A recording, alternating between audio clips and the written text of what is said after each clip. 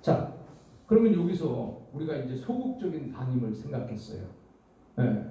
그래서 저기 그 노인을 방치하는 거죠. 그래서 적절한 보호도 안 해. 그리고 신체적, 정신적 고통이나 건강의 악화가 일어날 때 이것도 방임을 해서 내가 돌보지 않아서 부모님이 노인이 건강이 더 나빠진 거잖아. 그것도 학대예요. 방임에 속해요. 자, 그 다음에 이제 유기는 뭐냐면, 자, 월별 입소 비용이 미납됐어. 그래갖고 엄마를 요양원에 모셨는데 요양원에 낼 돈이 없네. 돈이 없으니까는 가서 뭐 어떻게, 엄마 집에 가, 보따리 싸. 그래가지고 그냥 거기서 돈 없다고 그냥 엄마 데려오는 거. 이거 학대예요. 그러면 여러분들은 그럴 거예요. 그럼 교수님, 그럼 어떻게 살아? 그러면 가난한 사람은 막 이렇게 이제 나한테 이제 또 따지고 덤벼들 거 아니에요. 그럼 왜 나한테 따져? 여기에 그렇게 돼 있으니까 내가 얘기하는 거지. 네. 그래서 이런 사람이 많아요. 그래서 월별 입소 비용 미납 등의 사유로 노인에 대한 특별한 보호 조치 없이 퇴소시켜버려요. 그래서 우리 기관도요. 우리 기관에도 내가 그 돈 어르신들 거 다 받으면 5억이 넘어. 5억이. 응? 여태까지 지금 12년 동안에. 그런데 그거 제가 못 받아요. 안 내는데 돈이 없어서 못 내고 돌아가신 분도 많고. 근데 또 그것도 받으려고 그래봐. 법적으로 그거 받으려고 그러면 그 얼마나 또 그래. 그리고 노인 복지를 하는 사람이 그런 것까지 그냥 다 받으려고 그냥 막 법으로 한다고 또 그럴까봐 또 그것도 안 해. 그 내가 맨날 법정에 왔다 갔다 하는 것도 힘들고. 그래서 지금까지 우리 기관에서 그거 따지면요 5억이 훨씬 넘어요. 5억 나 줘봐 아파트 한 개요. 그러니까 이런 유기 이런 것도 또 학대 속에 속한다. 자, 그래서 지금 노인 학대 유형의 개념을 한번 살펴봤어요. 자, 그러면 노인 학대가 발생하는 장소에 여기까지는 책이 없습니다. 여러분 책이 없고 제가 제 자료를 노인복지 제 자료를 여기다가 이렇게 넣은 겁니다. 자, 노인 학대를 발생하는 장소를 한번 이렇게 보면, 자, 제일 많이 나온 게 2,674명을 이걸 조사를 한 거예요. 조사를 했더니 그 중에서 가정 내에서 2,358명이 가정 내에서 학대를 했어. 가정 내에서 88.2%야. 그 다음에 생활시설에서, 그러니까 노인들끼리 모아서 사는 양로원이나 이런데, 자, 그 다음에 요양원 이런 데서 일어나는 게 55명이니까 2.1%야. 자, 그 다음에 이용시설, 그 노인들이 이용하는 노인복지관 있잖아요. 예, 이런 데서 일어나는 건수가 노인 학대가 16명이야. 그러면 0.6이죠. 그러니까 이용시설에서는 제일 작아요. 그 다음에 병원에서도 노인 학대를 해요. 병원에서 누가 노인 학대를 할까?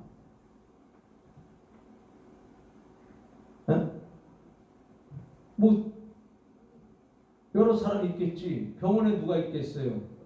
의사가 있을 것이고 간호사가 있을 것이고 그 다음에 또 저기 종사도 있을 것이고 있을 거 아니에요. 어쨌든 병원에서도 이렇게 일어난다는 거예요. 노인 학대가 66명이. 자, 그 다음에 공공장소에서도 83명이 학대를 받아. 그러면 3.1%야. 기타 96명 3.6%. 자, 이렇게 했는데 제일 많이 노인을 학대하는 장소가 어디요? 네? 가정이지. 같이 집. 그럼 집에는 누가 계실까? 노인하고 남편 가서 돈 벌고 누가 계실까? 부인이 있지. 교수님 요즘에 부인이 나가서 돈 법니다. 그럴 수 있지만은 그래도 집에서 부인이 있잖아요. 그리고 물론 학대를 할 때 부인이 더 많이 하겠어? 남편이 더 많이 하겠어? 시부모인데 남편이 더 많이 하노? 글쎄, 그건 좀 연구를 해봐야 될 것 같고. 예.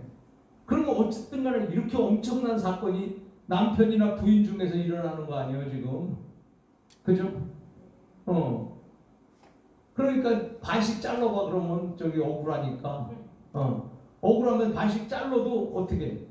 여러분이 학대를 하고 있다는 거 아니에요? 자, 이래서 가정에서 제일 많이 일어나는 것이다. 그래서 우리가 아까 노인보호 전문기관이라고 우리가 지금 수업을 이렇게 하는데, 이런 데서는 노인들에 대한 학대를 문제를 해결하고 이런 전문 기관이다. 이렇게 생각을 하시면 되겠습니다. 자, 이제 우리가 노인복지론 제9장 노인복지 실천의 이해에 대해서 우리가 수업을 진행하겠습니다. 자, 우리가 이제 9장에서 노인복지 실천을 이해하는데 노인복지 실천의 개념을 먼저 알아야 되죠. 어떤 것이 노인복지를 실천하는 거냐. 그리고 실천 방법의 구성을 파악을 해보고요. 그 다음에 노인복지 실천의 방법론을 이해해야 되는 것이고, 그 다음에 대3자에 따른 실천 방법을 살펴보고 실천 방안에 따른 현안 문제점에 대해서 논의를 한번 해볼까 합니다.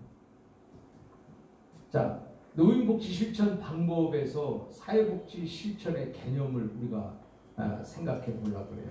저희가 여러분들이 혹시 저 사회복지 실천론을 배우죠? 네, 사회복지 실천론. 자, 그러면 사회복지 실천이라는 것이 뭐냐? 사회복지 실천이라는 것은 개인이나 집단이나 가족 그리고 지역사회 문제를 그 지역사회 문제, 그 다음에 욕구에 대해서 사회적 적응과 사회적 기능 향상을 클라이언트 스스로 해결해 나갈 수 있도록 도와주는 전문적인 활동이나 서비스를 우리가 사회복지 실천이라고 한다. 굉장히 이제 말이 길어서 좀 헷갈릴 것 같은데, 사회복지 실천이라는 것은 개인에서부터 사회의 모든 그 문제에 이르기까지 그들을 스스로 해결해 나갈 수 있도록 도와주는 전문적인 활동이다. 그리고 또 서비스를 말한다. 이렇게 이해를 하시면 쉽게 이해가 가능하시겠죠? 네. 자, 이게 사회복지 실천의 개념이다. 그다음 두 번째, 사회복지 실천의 구성 요소 및 본질을 한번 생각을 해보려고 그래요. 네. 그래서 펄만이라고 하는 사람, 이 펄만, 이건 시험에도 자주 나오는 사람이죠. 펄만은 사회복지 실천의 구성 요소를 문제, 프로블럼. 그래서 이 프로블럼을 문제. 그래서 여기 보면 P야, P, 프로블럼, 문제. 그 다음에 사람, 퍼즐, 사람. 그것도 P지, 앞에 P. 그 다음에 플레이스, 장소도 앞에 P예요. 그 다음에 과정, 프로세스. 그래서 그것도 P야. 그래서 요것을 4P로 정의를 했다는 거예요. 그래서 펄만이라고 하는 사람은 사회복지 실천의 구성 요소를 뭐라고 그랬어요? 문제. 오늘 수업을 듣는 우리 학생들은 페이퍼 한 장이면 충분합니다. 출석을 대신하는 거니까 여러분들이 그 페이퍼 2장까지 안 써도 됩니다. 그 한 장에 지금 이 펄만의 사회복지 실천의 구성 요소예요.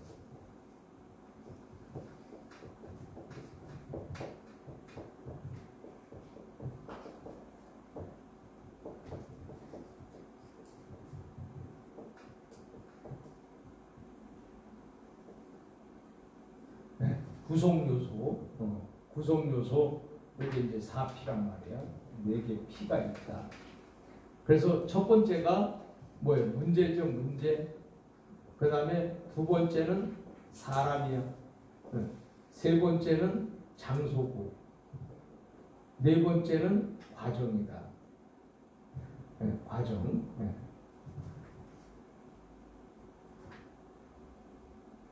자, 요거를 여러분 그 페이퍼에 써서 이 내용을 그렇게 지금 내가 칠판에 쓴 거를 여러분의 페이퍼에 쓰시면 되겠습니다.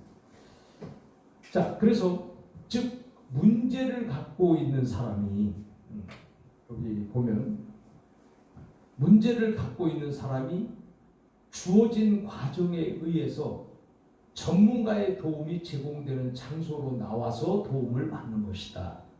자, 사회복지 실천은 문제를 가진 사람이, 오케이?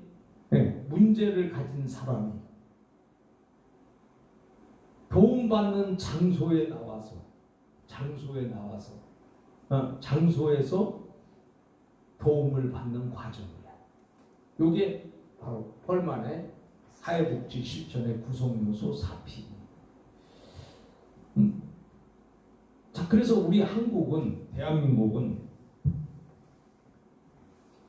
여기 문제를 가진 사람이 장소로 나온다?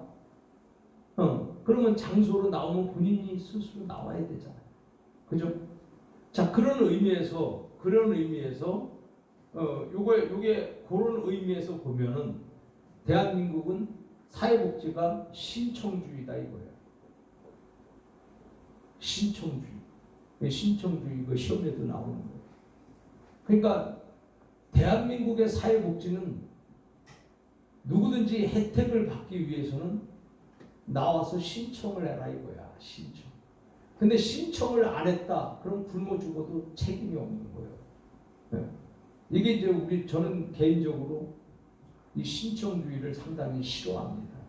왜냐하면 신청주의는 똑똑한 사람은 먹고 사는 거고 무식하고 공부 못한 사람들은 몰라서 신청을 못하는 거예요. 그러니까 결국은 이런 것들이 신청주의에서 책임을 서로 회피하는 거죠.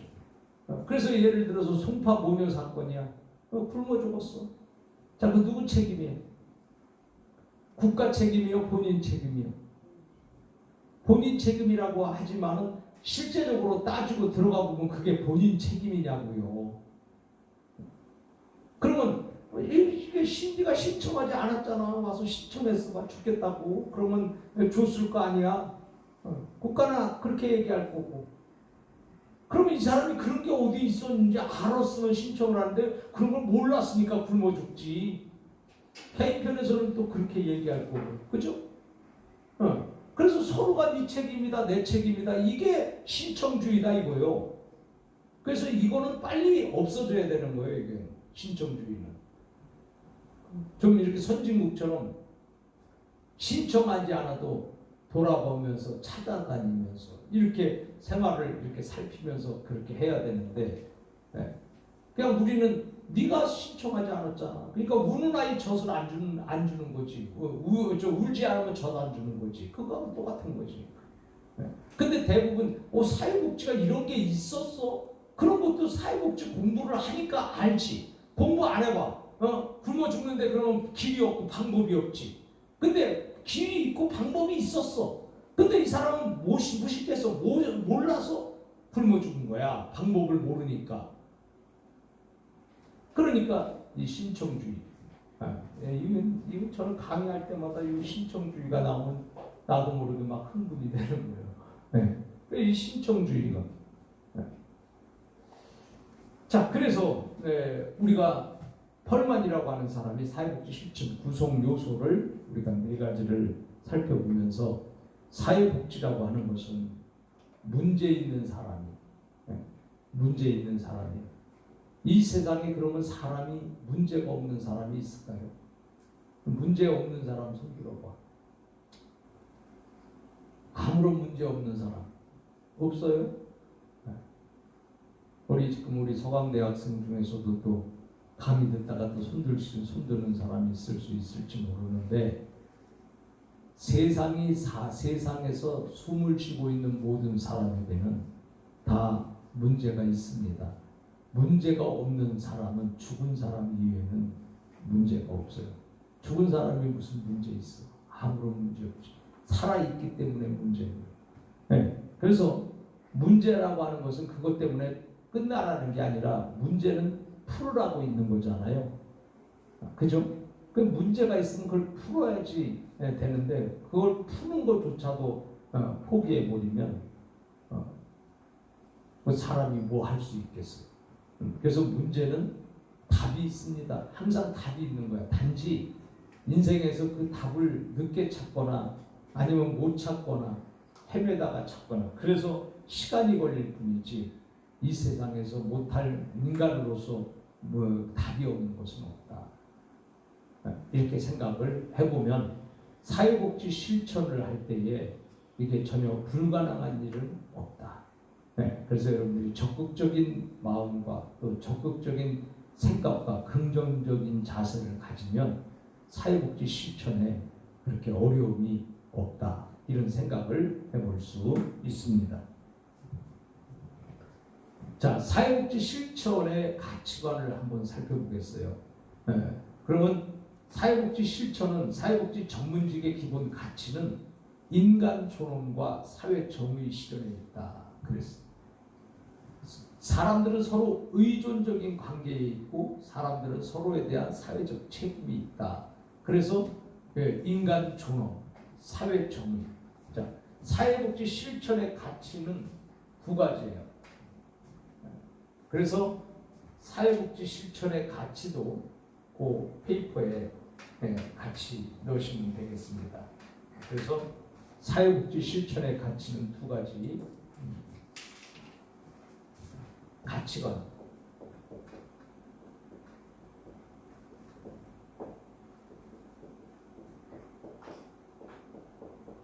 자, 첫째는 인간 존엄이라고 했어요. 인간 존엄.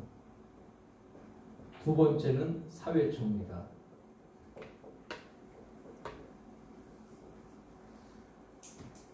자, 인간은 사람이 존엄한 거잖아요. 그죠? 인간은 존엄한 거예요. 그래서 인간으로서 살아가는데 가장 중요한 게 뭘까요? 인간에게 중요한 거. 그게 생명이에요. 그렇죠? 생명처럼 귀한 게 어디 있어요? 그래서 생명처럼 귀한 거는 이 세상에 아무것도 없어요. 그래서 만약에 그 사람을 왜 사회복지 실천의 대상자가 될까요? 이걸 안 주면 그 사람이 죽기 때문이야. 그 생명을 잃어버리기 때문에 생명 보장의 원칙이 사회복지 실천론에서 생명 보장의 원칙이 제일 우선인 거예요. 사회복지 실천의 우선순위가 있어요. 그 우선순위 가운데서 생명 보장의 원칙이 1번이야. 이해가십니까? 네. 그래서 무조건 생명 보장에 대해서는 무조건 1번이야. 그게 어떤 환경에서도 그거는 2번으로 밀려날 수가 없는 거예요. 생명 보장. 이게 이제 1번이지. 자, 그러면 인간이 존엄해. 인간이 존엄하기 때문에 존엄한 인간에게 제일 중요한 것은 생명 보장이고 또 그가 생명을 보장하려니까 생활도 해야 되고 또 생명을 보장하는 과정 속에서 또 그도 인격도 있을 거 아니에요. 인권도 있을 거 아니에요. 인간으로서의 권리. 그렇죠? 이걸 우리가 인권이라고 그러잖아요. 이 권리라고 하는 것은 굉장히 중요한 거예요. 그래서 우리가 다 예를 들어서 내가 사회복지 대상이다. 그러면 그 사회복지 대상을 우리가 뭐라고 말하죠? 누구라고 말해요? 수급권자라고 말해요. 자, 수급권이라는 것은 내가 급여를 받을 수 있는 권리야, 권리. 이 권리를 가진 사람이야. 그래서 수급권자야. 그러면 자 보세요. 장기 요양기관에 수급권을 받았어. 그러면 내가 1등급이나 2등급이나 3등급이나 4등급이나 5등급이란 말이에요. 그건 내가 가지고 있는 수급권이야. 그죠? 1등급일 수도 있고 2등급일 수도 있고 5등급일 수도 있고 그죠? 그래서 내가 이 등급에 관한 모든 내가 누릴 수 있는 권한은 그거는 내 거야. 국가가 나한테 준 거야. 오케이? 그래서 내가 갖고 있는 이 권한을 다른 사람이 뺏어가면 안 되는 거예요. 다른 사람이 내 권한을 행사해서도 안 돼. 오직 내가 갖고 있는 권리야. 권리. 아시겠죠? 그래서 수급, 급여를 받을 수 있는 권리. 그게 수급권이고 그 수급권을 가진 사람을 우리가 수급권자다. 이렇게 말한단 말이에요. 자, 그러면 예를 들어서 국민기초생활수급자. 이건 뭐예요? 국민기초생활수급권자는 국민기초생활을 할 수 있는 급여를 받을 수 있는 권리를 가진 사람이에요. 그죠? 이 사람은 당당하게 가서 자기 권리는 당당하게 행사할 수 있는 거잖아요. 그래요, 안 그래요? 자기 권리를 갖다가 괜히 부끄럽게 생각하는 사람은 굉장히 어리석은 사람이에요. 그 권리는 당연히 그건 내 거고요. 당연히. 그래서 부끄러운 게 아니야. 정당한 거고 떳떳한 것이고 그게 나에게 주어진 것이야. 그렇기 때문에 내가 국민기초생활수급자라고 해서 내가 부끄러워. 사람들한테 이렇게 내가 부끄럽다. 이게 아니라 말이죠. 그건 하나의 권한이란 말이에요. 권리란 말이죠. 그러니까 이게 굉장히 이제 생각을 어떻게 하느냐에 따라서 다른 거예요. 국민기초생활수급자인데 내가 참 이렇게 어떤 사람은 내가 이렇게 나라의 도움을 받고 살아서 너무너무 미안하다. 빨리 죽어야 되는데 안 죽어가지고 계속 사니까 국가에 대해서 폐를 끼치는 것 같다. 이렇게 하면 안 되는 거예요. 그래서 6.25 때 말이에요. 미군이 오산 비행장 쪽으로 집차를 타고 딱 가는데 할머니가 보따리를 너무너무 무거운 거를 머리에 입고 있는 거야. 그러면서 입고 있는데 막 이렇게 너무너무 힘드니까 미군이 가다가 할머니 여기 타세요. 그러니까 할머니가 아유 미안해서 어떡하나. 그러면서 보따리를 계속 앉아가지고 입고 있는 거야. 그래서 미군이 이상한 거야. 할머니 보따리 차에다 내려놓으시지 왜 그걸 입고 있냐고 하니까 할머니가 나 탄 것만 해도 미안해 죽겠는데 보따리까지 여기다가 내려놓으면 얼마나 미안하겠냐고. 그거하고 똑같은 거지 뭐. 그래서 인간의 존엄, 사람 누구든지 존엄해요. 그래서 존엄한다는 것은 뭐야? 존귀하다는 거죠. 존귀하고 근엄하고 가치가 있고. 그래서 어미가 있고. 그 인간의 존엄성, 이것이 바로 사회복지 실천의 가치가 인간의 존엄성, 존귀한 거예요. 그렇기 때문에 인간은 대접을 받으면서 살아야 되고 왜? 존엄하잖아. 그리고 또 인간은 이렇게 학대를 받으면서 살 필요가 없는 거지. 왜? 존엄하잖아. 또 인간은 행복하게 살아야지. 왜? 존엄하잖아. 그죠? 그래서 이 존엄이야. 그 다음에 사회 정의. 그때 당시에 사회가 정의가 있을 거 아니에요. 사회 정의. 근데 이 정의는 바뀌어요, 안 바뀌어요? 바뀔 수 있어요. 그때마다 다를 수 있어. 그래서 항상 사회 정의가 뭐 이렇게 계속 똑같은 게 아니야. 어떤 사람은 뭐 정의하면 그냥 막 정의에 불타가지고 막 그냥 막 몸도 막 불지르고 막 그러잖아. 너무 불이 타니까 정의에. 그 정의가 과연 진짜 정의인지 시간이 지나봐야 되는 거야. 우리가 지금 이게 생각할 때, 지금은 그게 정의 같아. 이게 굉장히 정의 같아. 그러나 그것도 시간이 지나봐야 하는 거야. 그럼 시간이 지나보면 그게 정의인지 아닌지 세월이 말해주는 거야. 우리가 광주 사태도 처음 보여. 정의 구현이잖아. 정의 구현. 그렇지만 세월이 지나니까 지금 그게 정의요 아니요. 그러니까는 그때 당시에는 그게 정의였을지 모르지만 시간이 지나면 정의가 아닐 수도 있는. 그러니까는 이 사회 정의라는 것은 그때 당시에 일반적인 문화, 환경, 배경 이런 것들이 다 합해서 그때 당시의 정의란 말이에요. 그러면 이것이 시간이 지난 다음에 그걸 다른 시대 속에서 그거를 여기서 정의냐 아니 여기서 볼 때는 그게 아닐 수가 있는 거지. 그러면 그때 당시 한 건 다 죄가 될 수도 있는 거야. 지금 만약에 요 시대에 와서 이거를 한다고 하면, 예, 그래서 우리가 정의를 말할 때는 조심해야 된다. 그래서 막 정의에 불타가지고 몸에 막 석유 뿌리고 그러면 안 됩니다. 예. 자, 이렇게 해서 오늘 이렇게 사회복지 실천의 가치관 두 번째 시간을 마치고 마지막 세 번째 시간으로 가겠습니다.